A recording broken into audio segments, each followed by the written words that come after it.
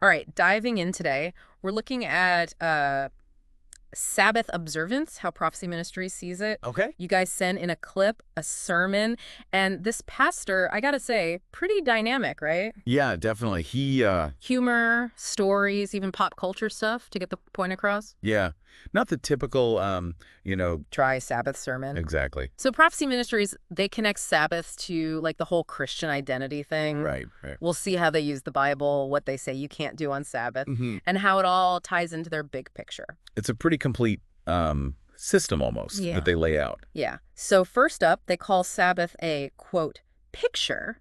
Picture of what? Future, Christ's reign, the millennium. Okay, interesting. So not just like a day off. It's Way more than that. Seventh day points to the 7,000 years everyone's resting with Christ. so they're connecting it to that, the ultimate. Yeah, like a weekly reminder, but vivid the way they describe it. So it's not just an Old Testament rule, but almost a Taste of what's coming? yeah, like a preview. Now, how to actually do Sabbath, they get specific. No work, obviously. But beyond that, Beyond the no job rule. way beyond, no cooking, gym's out, don't even wash the car. Full stop. Complete separation. Huh.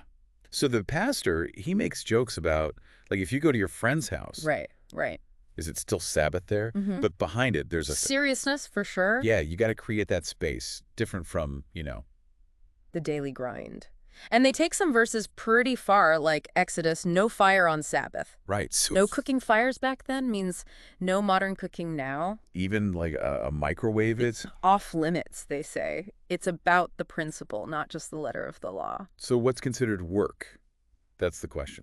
In our world now. Because if it takes effort, even if you enjoy it, is that work, you know? Interesting. And that leads into how they talk about the Sabbath being like a covenant, Mhm. a sign you're with God. It's, like you said, the bigger picture. They use verses from Exodus, Ezekiel. Sabbath proves you're connected to God, and if you don't, If you don't keep it. straight up, they say you don't know God. Strong stuff. That is, it's not just like an option. It's at the core of Their everything. faith, yeah.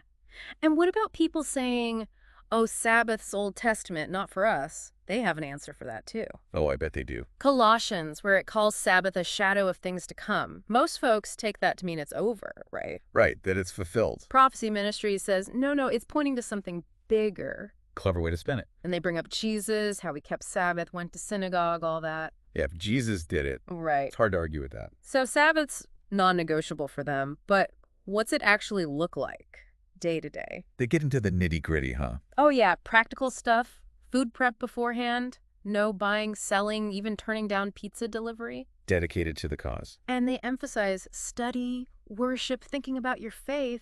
It's creating space for... Some spiritual stuff. But it's not like punishment. Pastor jokes about pre-Sabbath cooking, savage feast, he calls it. Salads, sandwiches, all ready to go. So you can enjoy it. It doesn't have to be all... Dour and restrictive. Exactly. And this is cool. They say Sabbath actually makes you understand the Bible better. Oh, so Pastor says that dedicated study time, he gets answers, feels more confident teaching. not just taking a break, but almost. Resting in your faith. Yeah. So you live it out better too. We've covered a lot. They're strong on their Sabbath, no question. They are. But one thing that sticks out, it's not just rules, it's about like knowing God. Deeper level. They say, if you don't keep Sabbath, you worship stone. That's separating themselves from a lot of folks. Big time. So how do other groups, other Christian groups, how do they see the Sabbath? That's where it gets really interesting, because it's not as simple as everyone agreeing. Okay, I'm all ears. So they're saying, no God, keep Sabbath, but tons of Christians don't see it that way. How do they deal with that? They actually, they talk about it. They even point out how many Christians, you ask them the 10 Commandments. They struggle. So they use that to say, hey, are you really following God if you don't even know the rules? Old move, calling people out like that. Right. And they tie it back to that, remember the Sabbath part, Exodus. Then keep it holy? Yeah, but remembering, they say, it's more than just knowing it exists. It's about the why. Okay, deeper meaning, got it. But then they get into these specifics like buying and selling. They even talk about ordering a pizza. Pizza. On the Sabbath, what's the issue? It's all part of that resting from work idea. They bring up Nehemiah, where it talks about people refusing to buy from folks who didn't keep Sabbath. So it's not just you resting. It's not supporting businesses that... Make others work, yeah. Like you're in it together. Everyone deserves that rest. Modern times. Tough to apply that, right? Right. We're always like, oh, They're saying, though, your choices matter. It shows what you're committed to. vote with your dollar kind of thing. Exactly. And get this. Even if you enjoy something, but it'd normally be work. You shouldn't do it. Pastor uses music, loves to play, it's his job. But no music on Sabbath, still work. That's taking it seriously, huh? So it's not just about doing what feels good, it's... Setting that aside for something higher.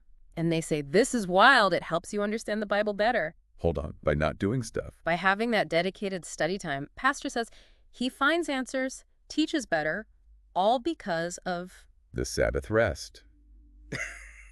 Interesting. So it's not what you don't do, but... what you do with that time, nurturing your faith, connecting with God. And they talk about this perpetual covenant, meaning it's always relevant. They even compare it to, like, debts being forgiven every 7 years. Like in Nehemiah.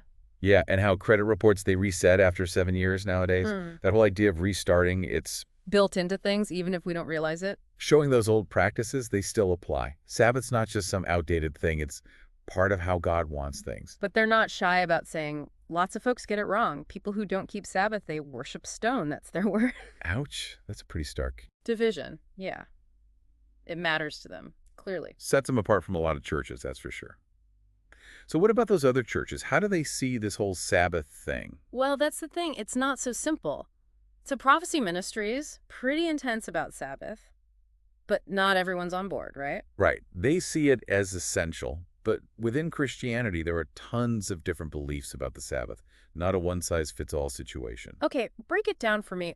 Where do these different ideas come from? Well, some groups, like Seventh-day Adventists, actually agree with Prophecy Ministries.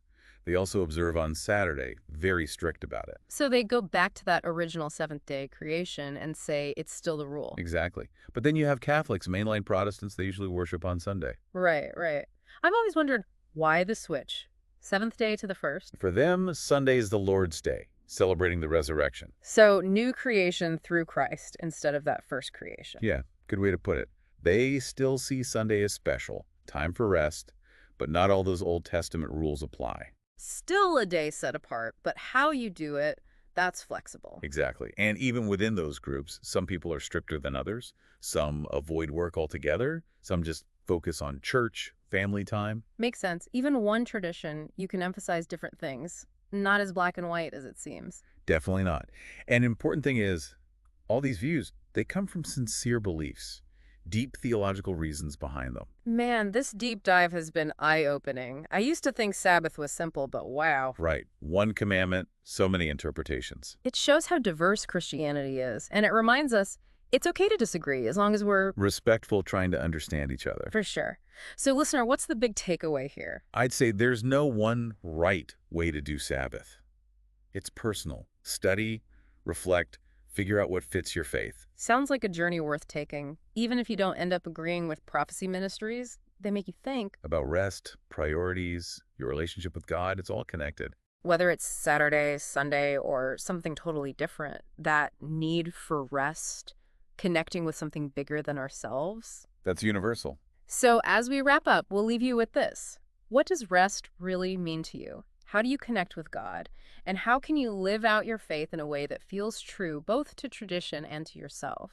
Think about it, explore it, because this ancient practice, it still has a lot to teach us today.